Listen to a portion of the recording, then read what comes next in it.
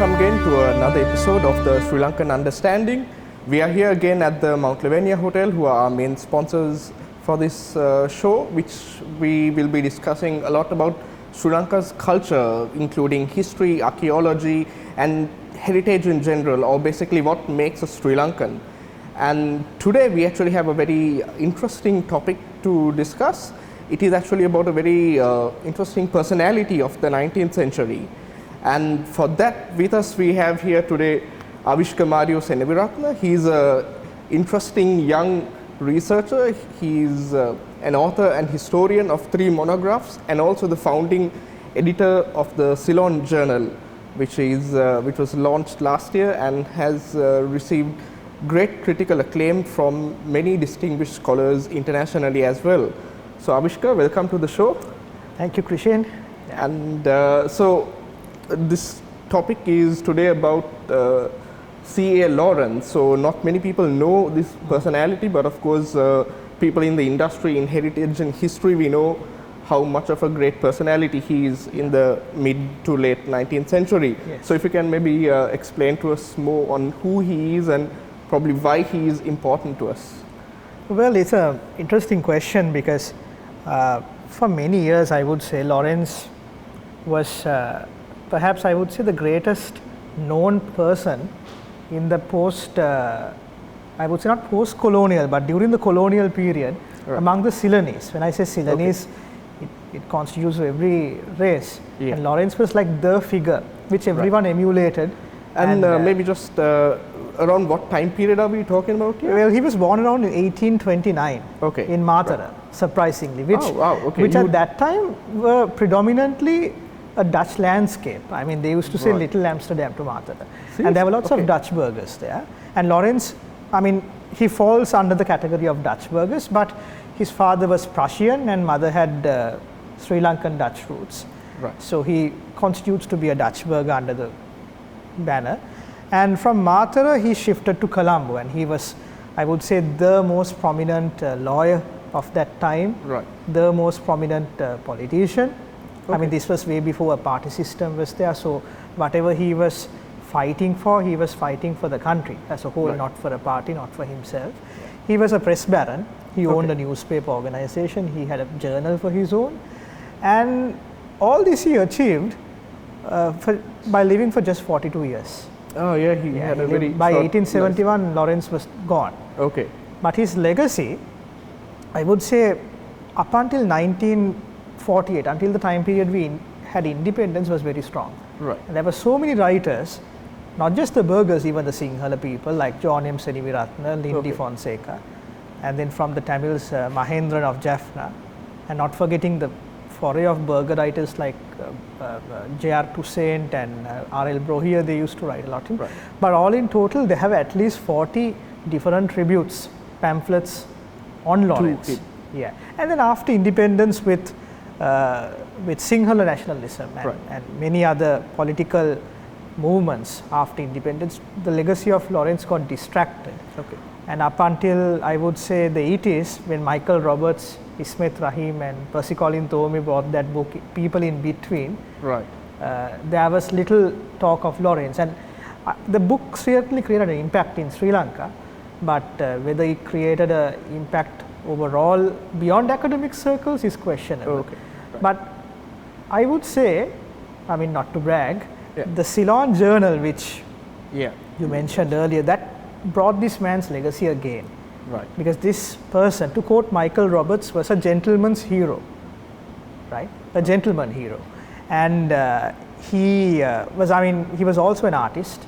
Right. I would say the leading caricaturist for his day. Okay. I mean, way before college. So he actually wears so many different hats, right? Oh, he was a polymath. Proper yeah. polymath. Polymath, right. Yeah. Okay.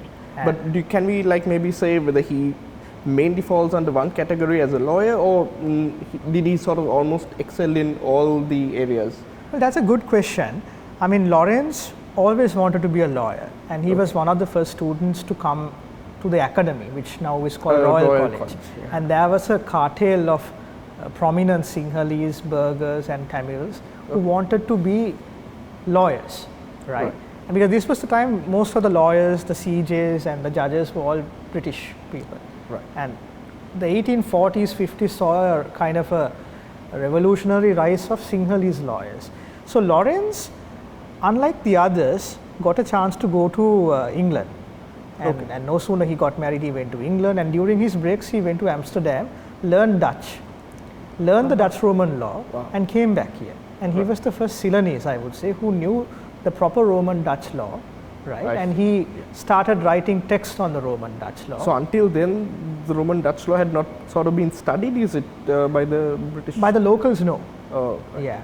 I mean, people like Sir Alexander Johnston had done something, but to the scene of Lorenz, nobody. And he also started law reporting, which is a tradition which continues to this date. Initially, he started it on his own. There was no government involved.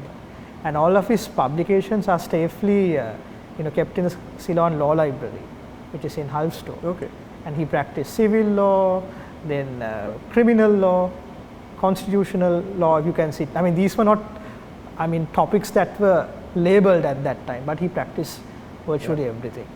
Okay, nice. And you also said he was an artist. Like, how does way did he? Well, the easiest guess is his family background.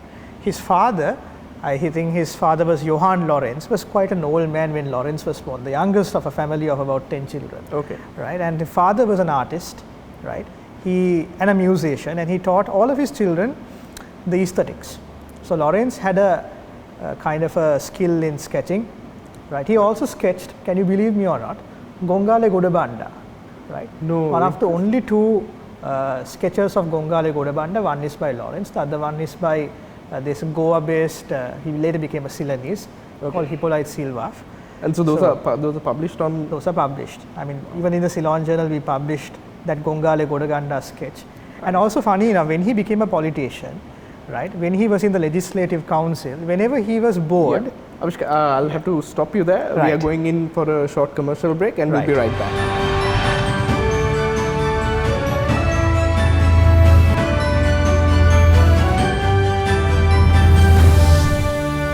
So we are back, and we were discussing about Charles Ambrose Lorenz, which whom Avishka was explaining was an interesting artist. And Avishka, you can So continue. as I was saying earlier, to be quick, Lorenz, when he was in the Legislative Council, whenever he got bored, he would look at the officials and the unofficials and the governor and sketch them.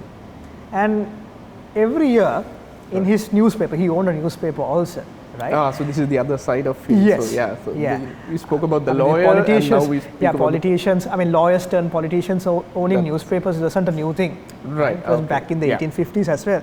So all of these people would be featured as caricatures during Christmas. In his newspaper? In his newspaper, called the Ceylon Examiner, right, which was defunct after 1900. Okay. So it was satire, nobody was offended of it. Right, of course, everybody knew he was. And these were the first caricatures of politicians, is it? I would say from what I know. Okay. This was way before Van Dort and all these people came to the scene. So I would say he was the first. Oh, okay, that's interesting. And so why do you also say he was the sort of the first Ceylonese, or how did he actually coin this term Ceylonese? Well, that's a good point. Of course, I read the texts of Percival and Cordiner, early 19th century Ceylon. They have used the word Ceylonese, but in the sense of nationalism, in the sense of patriotism, the Ceylonese for the first time used the word Ceylonese through the writings sort of an Lorenz. Identity. Yeah, Lorenz was the person who started it when he wrote about the Ceylonese identity in a journal he was part of called Young Ceylon.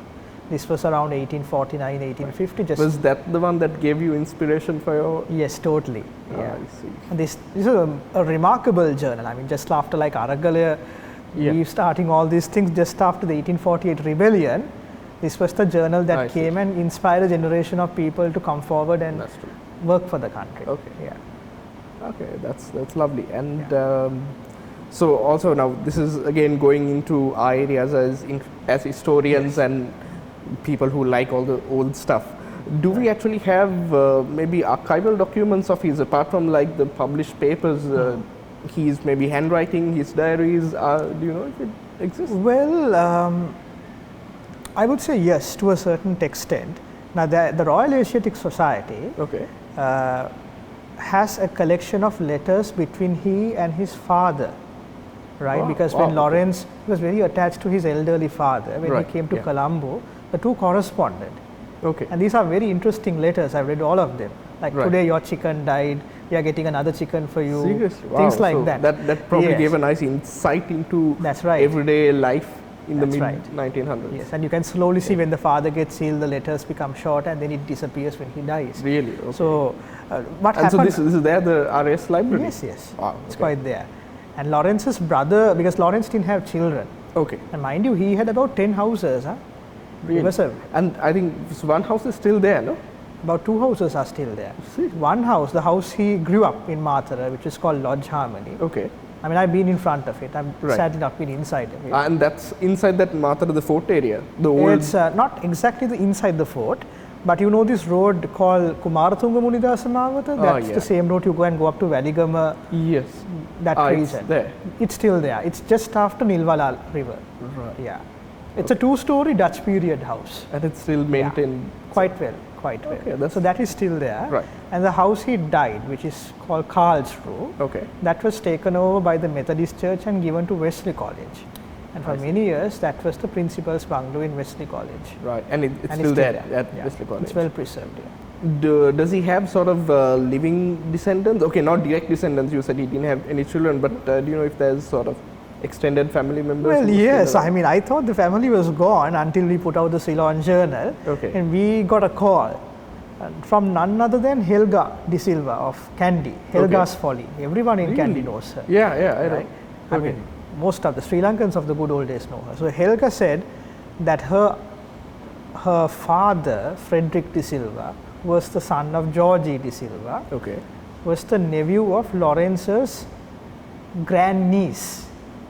Lawrence So, is- so it's a long connection, yeah. but that's the only connection we can make Trace to so Lorenz, far. and Right. she was very happy about the Lorenz connection and the legacy. And then, mind you, many people name their children after Lorenz as a practice. Yeah. Like his first name, so Lorenz was his surname, right? No, yes, his surname was Lorenz, but Yeah. sometimes now there was this famous cricketer who's from Royal College, Lorenz Pereira, you know, first name. No, okay. Yeah. In honor of Yes, him. yes. Wow, okay. And even this Helga's brother, Sir Right. Desmond Fernando, has the name Lorenz in between his first and last name. So that's sort of So that's his a tradition. proper I found at least legacy as 50, well. 50 people being named after Lorenz. Directly after him. Yes. Okay, Yeah. that's interesting. And do you know how he died? Why he died so early? Well, I mean, Lorenz was a workaholic, right? And every workaholic, if you're not too careful, things can go wrong. Right. And I think he died of bronchitis. Okay. Yeah. And You know, in the last time he appeared in court, everyone knew that was the end. probably and- he was. yes. And they sort of written documents on his last appearance. Yes. And when he came to the courts in Halmstad, everyone, including the judge, they rose up to the occasion and they saluted him. They bowed down to him because they knew this was it. Yeah. And fair enough, couple of months later, he breathed his last. Right.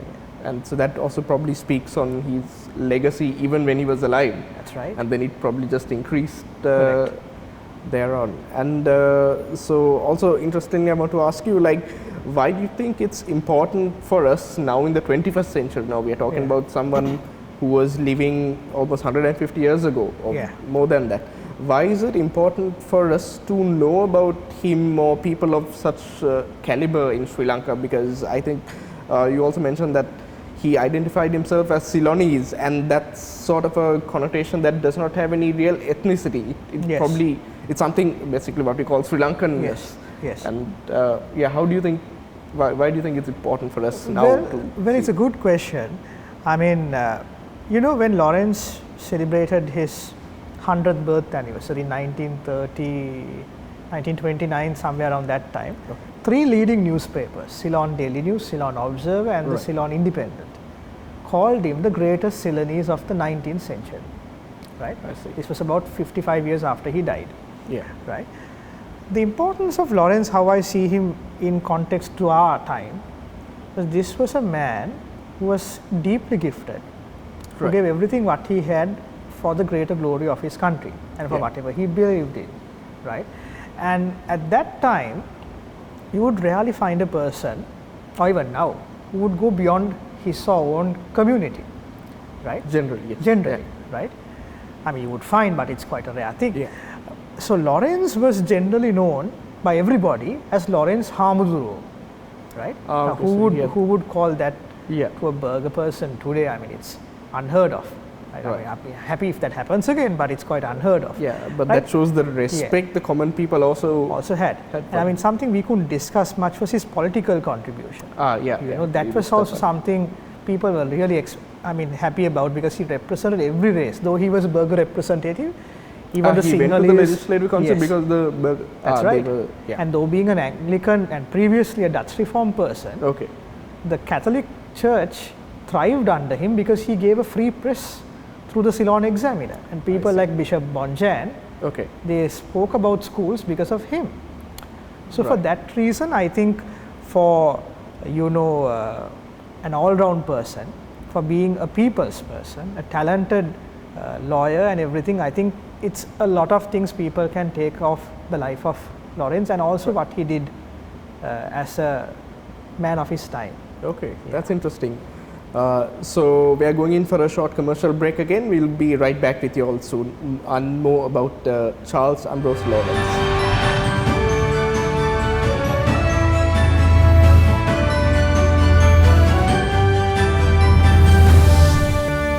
So we are back, and we're going to speak a little bit more on the political career of Lorenz, because I think as a Ceylonese, and although he represented officially the burger community, he was much more than that. So Avishka, if you can maybe elaborate more on this. Well, I mean, Governor Ward, right?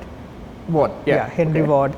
So Henry Ward had an absolute liking towards Lorenz. Right. And once he came to Lorenz's house in Chilau, because Lorenz was acting district judge there, he said, the seat for Dutch burger representative is vacant, would you like to accept it? And he said, fine. And at this time, Lorenz was just 27 years old. That's around my age. Right, yeah. Right? And when he accepted it, all these people, the experienced politicians, they said, who is this man? I mean, just 27 years. And Governor Ward said that's his best qualification, right? Being young and youthful. So when he came, I don't think he ever made money off politics. I think nobody at that time made money. Of course, connections were made. Right. But there was a time where the Legislative Council, as you know, consists of officials loyal to the governor and officials probably loyal to the people. But it wasn't that way until the days of Lorenz. Right. After Lorenz came, there was a team of like-minded people who knew we have to find a way of representing the people and bringing self-rule to the Ceylonese. Right. And this came with a host of people like Lorenz, who absolutely were Ceylonese, and also Britishers who were fighting for the cause of the Ceylonese, like George Wall, John Capper, likewise. Right. So in a sense, you can actually say that the nationalist movement that came little later on, he probably... Now, obviously, that's a point many people have missed in my view. I mean, they try to give credit to Dharmapala or to Holkut or perhaps to the Ramanathan Arunachalam family. But this was much earlier. So like you just mentioned, then maybe we also tend to think of nationalism in terms of the local sort of indigenous people, but then again, like Lorenz also was a Sri Lanka, a Ceylonese. Yes, and I mean I would say it's a whole area that has been missed by scholars, and it's something worth talking about. I mean, I have spoken about Lorenz in a biographical sense, but in a political sense, it's an area that is left to be researched. So one important thing I'll tell you about his political life, when he had this important set of unofficials with him, he thought we should show the government our strength. Right. And there was a question about the government's military spending. They were trying to spend, pass the ball to the Ceylonese people to pay for the British military. Serious. This was in the 70s? This is around 1864. I wasn't born then. So excuse my facts and figures. I think I also, when I was doing my research on Colombo, from around 18 65 till about the 70s and 80s, there was this discussion on the military spending. Military spending. So I mean, what they did was, Lorenz was the originator of this idea. He said, let's wait till the officials are less than 6, because the unofficials are 6. Right. The officials are 9 members, right? Governor, all these people. They waited for a day where the officials were less than the unofficials in attendance. And then there came a day. Right. And they debated. They put 5 points. George Wall was the person who put the names out, the demands out. And the governor wasn't there. The acting governor didn't know what to do. Right. And they had a vote. And the officials lost the vote by 1 vote. Right? I mean, this timing and everything was so superb that it was the first time a colonial government was defeated by an unofficial set of legislators. I see. I mean, this was a major stir than losing a House of Commons election within Parliament. And I mean, all these people like Robert Peel, Gladstone in England, they were talking about it. So Lorenz made sure that the unofficials had a say beyond being loyal to the governor.